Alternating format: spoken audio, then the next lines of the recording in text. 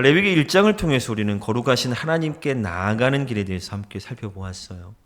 죄인은 스스로 하나님 앞에 나아갈 수 없지만 하나님이 먼저 죄인을 부르셨고 그 죄인의 죄사함을 위해서 희생 제물을 마련하셨으며 속죄받은 자를 하나님께서 기쁨으로 받아주신다라는 사실을 우리가 함께 살펴보았습니다. 그리고 그 모든 번제가 결국 우리를 위하여 십자가에 자신을 들이신 바로 예수 그리스도를 가리키고 있다는 것도 함께 말씀을 통해 나눈 바 있습니다. 오늘 우리가 살펴볼 이 레위기 2장은요, 소제에 대한 말씀이 기록되어 있어요. 이 소제는 번제와는 좀 다른데, 번제는 짐승을 드리는 제사지만 이 소제는 곡식으로 드리는 제사입니다. 번제가 이 속죄를 위한, 죄사함을 위한 제사였다면 이 속죄는 이미 하나님과의 관계가 회복된 사람이 하나님 앞에 감사하는 마음으로 그리고 헌신하는 마음으로 드리는 제사가 바로 이 소제입니다. 이 복음의 원리를 우리에게 가르쳐주고 있는데요. 이게 뭐냐면 하나님께서는 먼저 우리를 구원하시고 그 다음에 우리의 삶을 받으신다라는 겁니다. 하나님께서는 우리의 삶을 받으시기 전에 먼저 우리 자신을 받아주신다라는 거예요. 무슨 말이냐면 우리의 행위로 구원을 얻는 것이 아니라 하나님의 은혜로 구원받은 사람들이, 하나님의 백성들이 이제 구원받았으니 하나님께 자신의 삶을 드리게 되는 거예요. 이스라엘 백성들이 출애굽이라고 하는 구원의 은혜를 입고 광야에서 또 시내산에서 율법을 받아 주의 뜻을 이루었던 것처럼 우리도 우리의 어떤 행위로 구원을 받은 것이 아니라 하나님의 구원의 초청 아래 은혜로 구원받은 우리가 하나님 앞에 은혜로 하나님의 자녀가 되었으니 이제 어떻게 되는 거예요? 하나님께 우리의 삶을 드리게 된다는 거예요. 그래서 소제는 하나님께서 오늘 우리에게 원하시는 삶이 무엇인지를 보여주는 말씀이기도 합니다. 하나님은 형식적인 예배를 원하지 않으세요. 일주일에 한 번 드리는 예배만 받기를 원하지 않으십니다. 매일, 매 순간 우리에게 주어진 시간, 물질, 우리의 수고, 우리의 삶 전체가 하나님께 드려지기를 원하고 있는 거예요. 그래서 사도 바울도 로마에서 보면 뭐라고 말합니까? 너희 몸을 하나님이 기뻐하시는 거룩한 산 제사로 드리라. 우리의 삶을 하나님께 드리라는 거예요.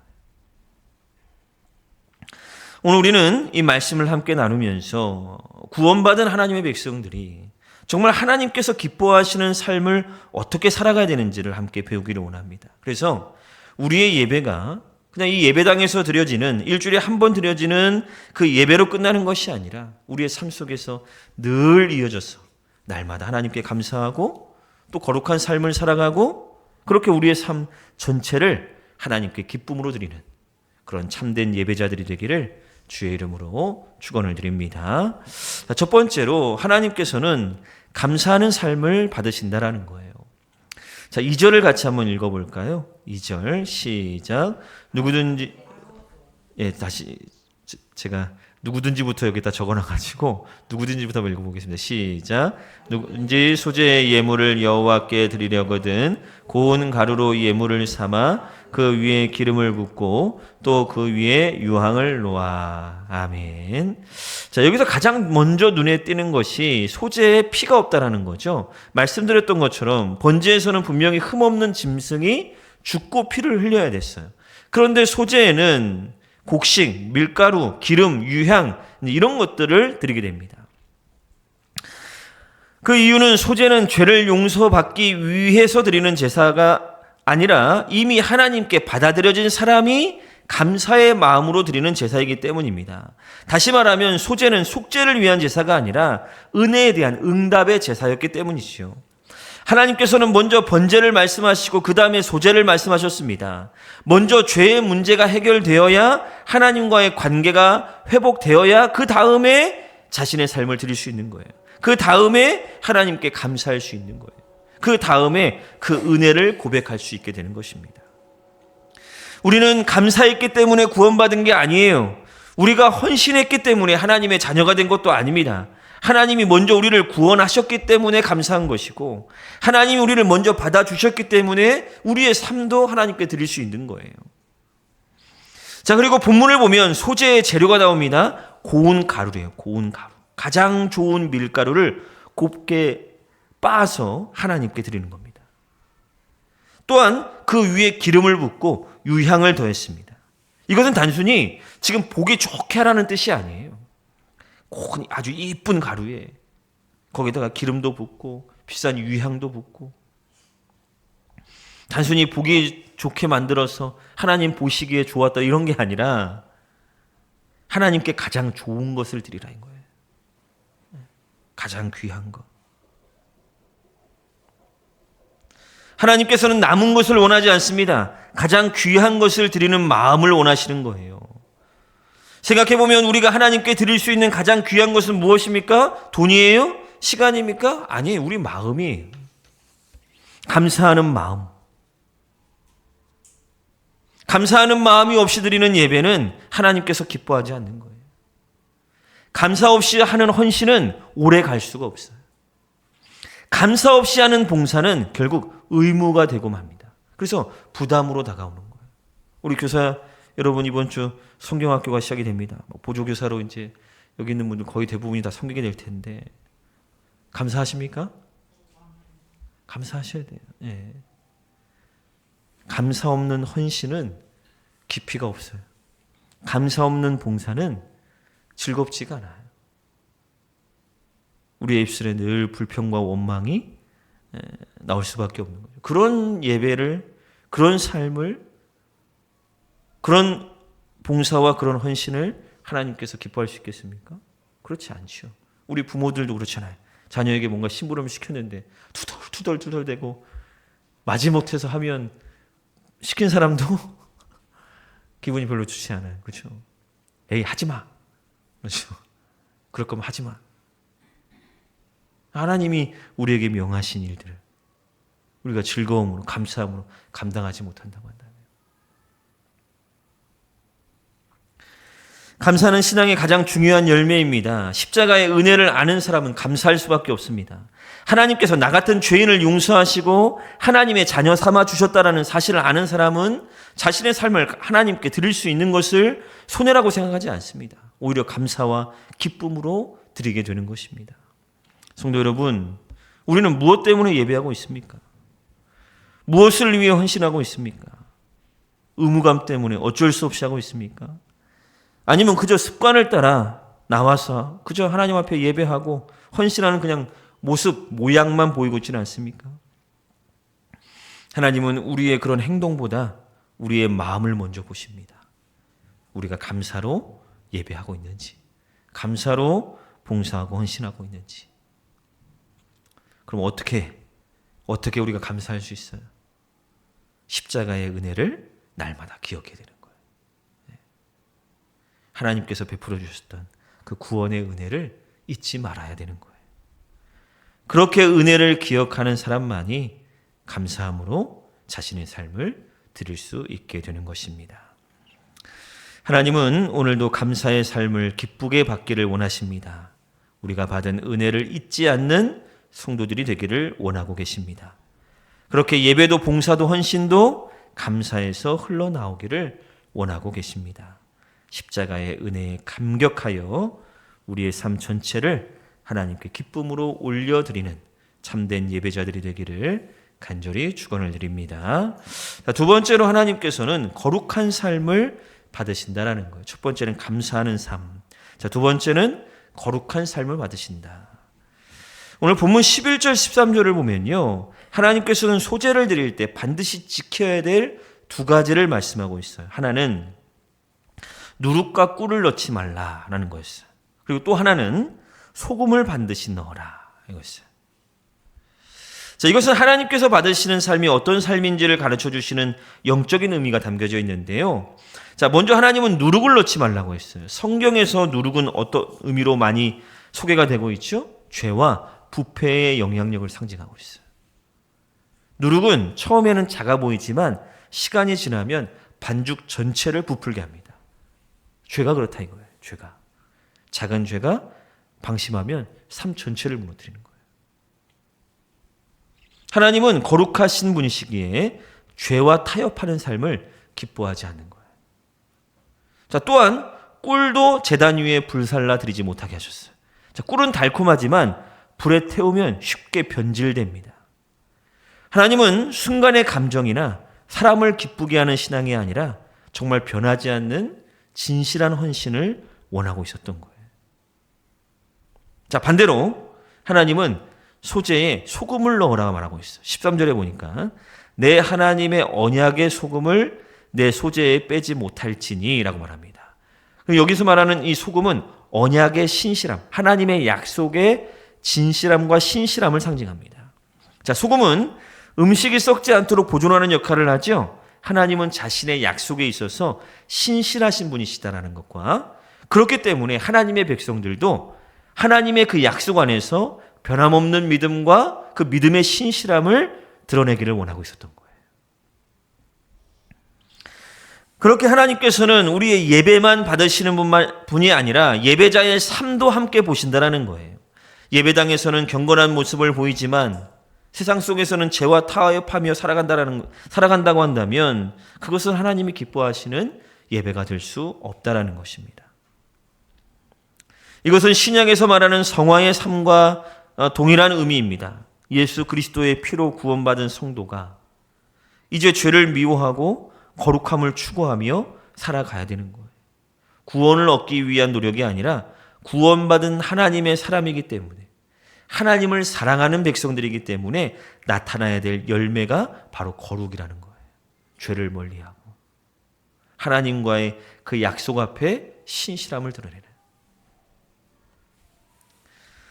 그러므로 우리는 날마다 죄를 멀리해야 됩니다. 작은 죄라도 가볍게 여기지 말아야 됩니다. 큰 죄, 작은 죄 우리가 판단하기에 그런 것이지 하나님 보시기에는 다 동일한 거예요. 그리고 동시에 하나님 앞에서 신실한 믿음을 지켜야 됩니다. 예배를 드리는 시간뿐만 아니라 우리의 가정에서, 직장에서, 학교에서, 일상의 모든 삶 가운데 정말 하나님이 기뻐하시는 이 거룩한 삶을 포기하지 말고 살아가야 되는 거예요. 그래서 성도 여러분, 하나님은 오늘도 여전히 거룩한 삶을 기쁘게 받기를 원하시는 거예요. 매 순간, 매일 죄와 타협하지 않고 하나님의 약속을 붙들고 하나님의 그 신실하심을 우리가 닮아가서 우리가 하나님 앞에 신실한 성도가 되어서 우리의 일상 자체가 정말 하나님께서 받으시는 향기로운 제사, 예배가 되기를 원하고 있는 거예요. 하나님의 사람들로서 거룩한 삶을 받기를 원하시는 그 하나님 앞에 우리의 삶의 신실함을 드러낼 수 있기를 간절히 축원을 드립니다. 마지막으로 하나님은 자신을 드리는 삶을 받기를 원하고 계신다는 거예요. 본문 14절부터는 첫 이삭으로 드리는 소재에 대해 말씀하고 있습니다. 내가 첫 이삭의 소재를 여호와께 드리거든 첫 이삭을 볶아 찌은 것으로 내 소재를 삼때라고 말하고 있어요. 하나님이 지금 가장 먼저 거둔 첫 열매를 하나님께 드리라 이렇게 말하고 있어요. 첫 열매. 자, 첫 열매가 뭐예요? 첫 열매는 사실 믿음의 고백이에요. 농사를 짓는 사람들에게 이 첫 열매는 얼마나 귀한지 몰라요. 앞으로 얼마나 수확할지 알지 못하는 상황 속에서 이 첫 열매를 바라본다? 그리고 이것을 하나님 앞에 드린다? 이거는 모든 것이 다 하나님께로부터 왔기 때문에 앞으로의 모든 수확도 하나님께 맡긴다는 의미예요. 제가 그 집에서 방울토마토 키워봤잖아요. 씨부터 키워봤어요. 씨부터 키우려면요. 여러분 씨부터 키우지 마세요. 너무 힘들어요. 너무 힘들어요. 그 싹이 날 때도 그 조심조심 해야 되고 뭐 또 옮겨줘야 되고 아주. 근데 그 처음 열매가 맺었을 때 어떤 기분이 드냐면 똑같은 기분인 거예요. 또 날까? 이런 기분이죠. 이거 또 날까? 이것만 나는 거 아니야? 그런 첫 열매. 그 첫 열매를 하나님께 드리는 것은 나머지를 하나님께 다 맡기는 거예요. 그러니까 하나님이 원하시는 것은 곡식 그 자체가 아니에요. 하나님 온 세상의 주인이신데요. 뭐가 부족해서 그 사람의 곡식을 원하시겠습니까? 그게 아니라 하나님 앞에 그 곡식을 드리는 그 중심. 하나님을 가장 먼저 생각하는, 하나님을 가장 귀하게 여기는, 하나님을 신뢰하는 그 믿음, 이걸 보시는 거예요. 생각해보면 하나님께서는 오늘도 같은 것을 원하고 계시는 거예요. 하나님께서는 우리의 남는 시간을 원하는 게 아니에요. 하나님은 우리의 남는 물질을 원하는 것도 아니에요. 하나님께서는 우리의 삶의 모든 자리에 첫 자리를 원하고 있는 거예요. 내 시간에서도 가장 처음 자리, 내 물질에서도 가장 처음 것. 하나님은 우리의 삶의 일부가 아니라 우리의 삶의 주인이 되기를 원하고 계시기 때문이에요.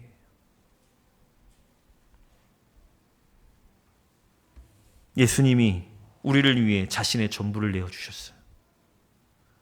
우리의 생명을 위해서 그냥 일부만 우리에게 희생하신 것이 아니라 자신의 생명을 다 내어주셨어요. 그냥 채찍만 당하고 풀려났다고 한다면 뭐 일부만이겠죠. 그러나 십자가에 죽으시기까지 자신의 모든 것들을 내어주셨어요. 그 사랑으로 구원받은 우리가 하나님께 드릴 수 있는 가장 합당한 응답은 우리도 나 자신을 내어드리는 거예요. 그러므로 하나님께 일부를 드리는 신앙에서 머물러서는 안 돼. 시간도 일부만, 나는 이만큼만, 우리의 재능도 요 정도만, 우리의 물질도 요만큼만, 일부, 내가 다 쓰고 남은 거, 내가 다 누리고 남은 시간, 내가 할 거 다 하고 남은 재능, 이런 일부만 드리는 게 아니라 우리의 생각과 우리의 계획과 우리의 미래까지 다 하나님께 맡겨드리고 하나님의 영광을 위해 살아가는, 그게 바로 나 자신을 드리는 삶이라는 거예요. 그러니 우리를 위해 자신을 내어주신 그리스도의 사랑을 기억하며 이제 우리도 우리의 삶 전체를 하나님께 올려드리는 산 제사로, 산 예배자로 살아갈 수 있기를 주님의 이름으로 축원을 드립니다. 말씀을 읽겠습니다. 하나님은 이미 구원받은 백성들에게 소제를 명하십니다. 구원을 얻기 위한 제사가 아니라 구원받은 사람이 드리는 감사와 헌신의 제사입니다. 하나님은 감사의 삶을 기뻐하시고 거룩한 삶을 기뻐하시고 자신을 온전히 드리는 삶을 기쁘게 받으십니다. 우리는 예배를 드리고 봉사하고 헌신하고 섬기며 살아갑니다. 하나님께 인정받기 위해서 그렇게 하는 것이 아니라 예수님의 십자가로 하나님의 자녀가 되었기에 그 은혜에 대한 감사로 우리는 그렇게 살아갑니다. 하나님은 우리의 형식보다 마음을 보십니다. 얼마나 많이 드렸는가 보다 어떤 마음으로 드렸는가, 얼마나 오래 봉사했는가 보다 얼마나 즐거움으로 하나님을 사랑하며 섬겼는가. 하나님께서 내 삶의 첫 자리에 계십니까? 우리는 하나님의 은혜에 감사하며 살아가고 있습니까? 우리는 세상과 타협하지 않고 거룩함을 이루며 살아가고 있습니까? 그리고 우리는 나의 삶 전체를 하나님께 드리는 예배자로 살아가고 있습니까? 이 모든 것들은 우리의 힘으로는 할 수 없습니다. 그러나 우리 안에 살아계시는 예수 그리스도께서 우리를 변화시킬 것입니다. 우리를 위해 자신을 온전히 내어주신 그 그리스도의 사랑이 우리로 감사하게 하고 그 그리스도의 사랑이 우리로 거룩하게 만들 것이며 기꺼이 자신을 하나님께 드리는 삶으로 이끌어가게 하실 것입니다. 하나님께서 우리 모두에게 이러한 은혜를 허락하여 주시기를 간절히 축원을 드립니다. 아멘.